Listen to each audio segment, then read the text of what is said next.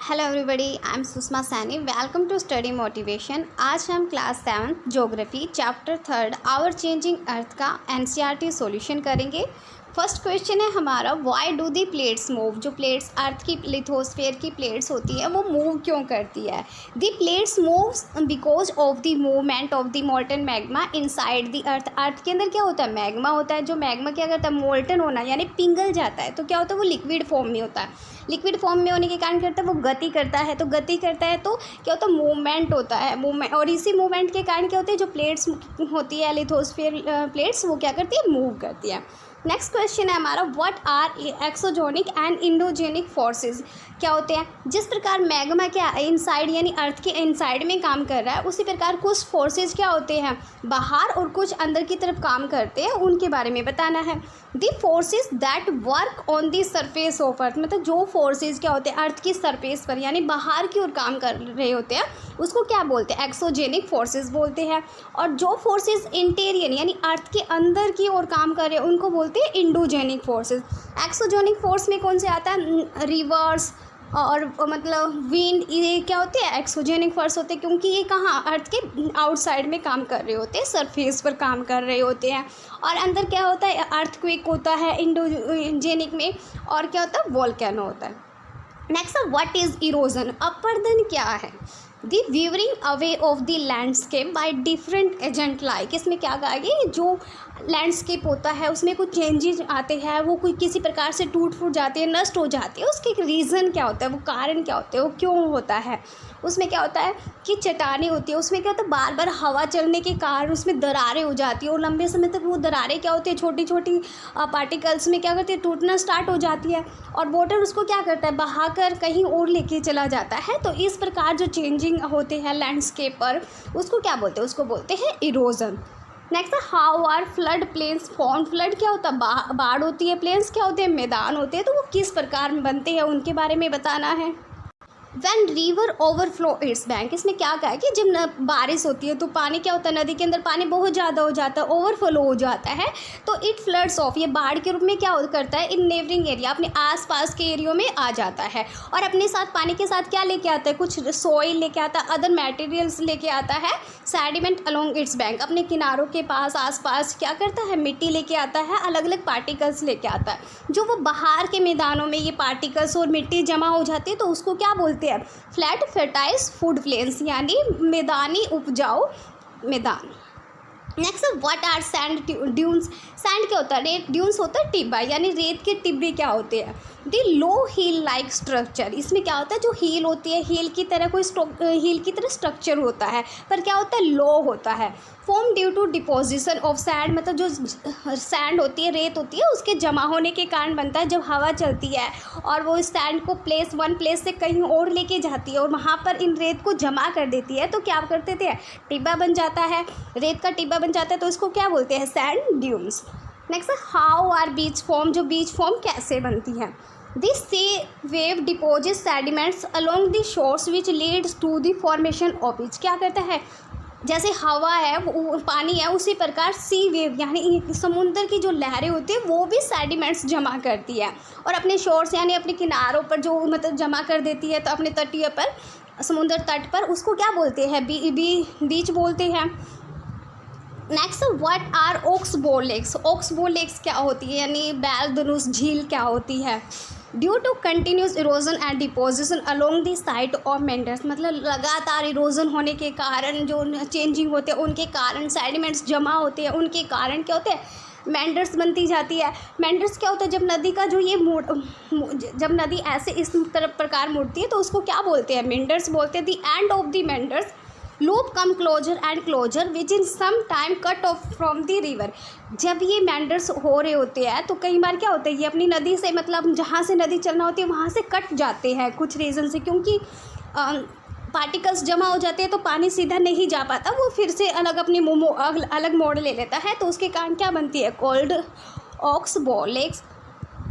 हम इसको यहाँ पर देखते हैं। इसमें क्या है कि ये जो घुमाव है इसको क्या बोलते हैं, इसको बोलते हैं मेंडर्स।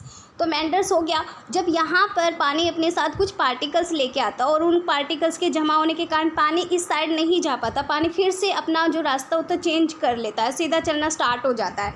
तो यहाँ पर जो पानी बच जाता है, जमा हो जाता है, इसको बोलते हैं ओक्सबो लेक। हमें टिक द करेक्ट सही आंसर को टिक करना है। Which is not an erosional feature of sea wave, जो समुद्र की लहरें होती है उसके कारण इरोजनल इनमें से कौन सी विशेषता नहीं है अपर्दन की, कौन सा आंसर है, बीच।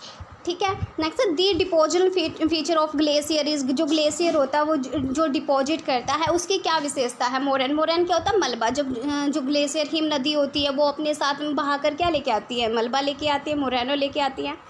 Which is caused by sudden movement of the अर्थ, मतलब जो अर्थ में मूवमेंट्स होते हैं अचानक, उसका कारण क्या होता है, वोल्केनो होता है, क्योंकि जब वोल्केनो में मैग्मा पिघल कर बाहर आता है या अंदर ही गति करता रहे तो उसके कारण क्या होता है, मूवमेंट होते रहते हैं। मुसरूम रॉक्स आर फाउंडिंग, जो मुसरूम तो सभी ने देखा होता है, मुसरूम रॉक यानी उस प्रकार की जो चट्टानें, उस प्रकार की बनावटी चट्टानें कहाँ मिलती है, डेजर्ट में मिलती है।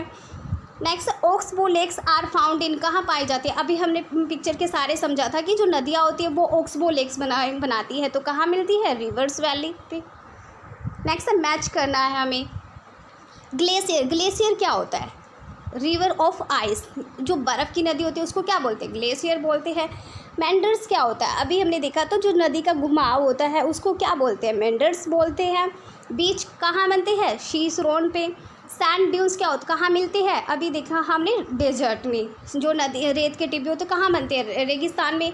वाटरफॉल क्या होता है, वाटरफॉल कहाँ होता है, सी क्लिफ, जो समुद्र की पहाड़ियाँ होती है वहाँ पर से क्या होता है, वाटरफॉल होता है।